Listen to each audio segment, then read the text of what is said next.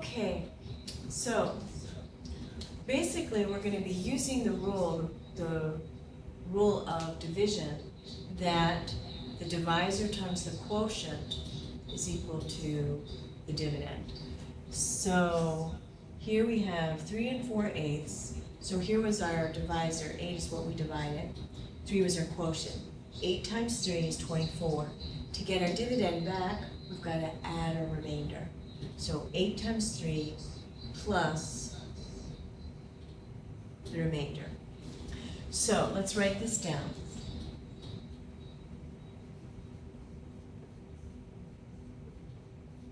Multiply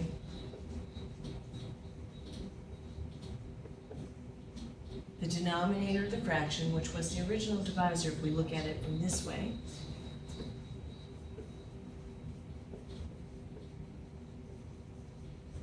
multiply the denominator by the whole number, add the numerator,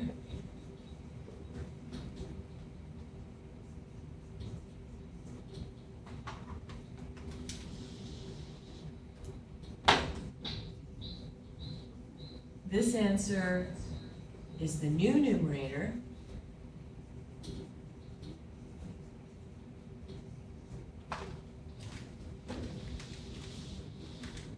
and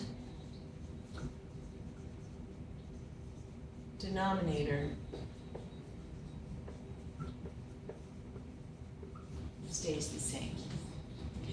Now, you may be asked to simplify. If we look at this example, 28/8 that I used, this could have been simplified before we started. I chose not to because I wanted to show how the final answer for ACE needed to be simplified down. But you could absolutely simplify this before you begin. The only time you don't want to simplify before you begin an operation is when you're adding or subtracting because you don't want to change the denominator. So any other operation, it's okay to simplify before you begin. Okay, so let's look at an example. Let's look at 5 1/8. So to get this into an improper fraction, our denominator is going to stay the same. So I always put that down first because it's easiest. I don't need any math to get this. You just go boop, boop.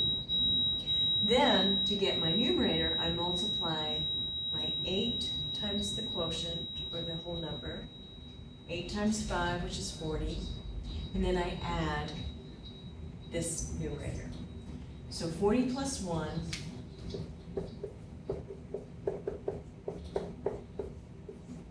is 41/8, and that can't be simplified. There's no common factor between 41 and 8. 41 is actually a prime number, so no common factor. So this is an improper fraction, and we can check our answer now that we know how to go back and forth. I could divide 8 into 41 and see if I got 5 1/8 back. So if I have 41/8, I'll divide 8 into 41. The answer is 5, in terms of how many times 8 goes into 41. My remainder is 1. So this would be 5 1/8. My denominator stays the same. So when I take my mixed number, my improper fraction, and I change it back to a mixed number, I see that I have my original value. So you can always check whenever you're going between a mixed number or an improper fraction or vice versa. You can always check your work. Now I want to emphasize, improper does not mean it's incorrect. There are some situations where it's better to have an improper fraction and some situations where it's better to have a mixed number. You have to be very careful about what the question, what form the question is, what form your answer should be expressed in. If a mixed number is required, then it will specifically say mixed number. If they want a fraction, they probably won't say improper fraction. They'll probably just say fraction because they don't want to give you a clue as to what the answer could be.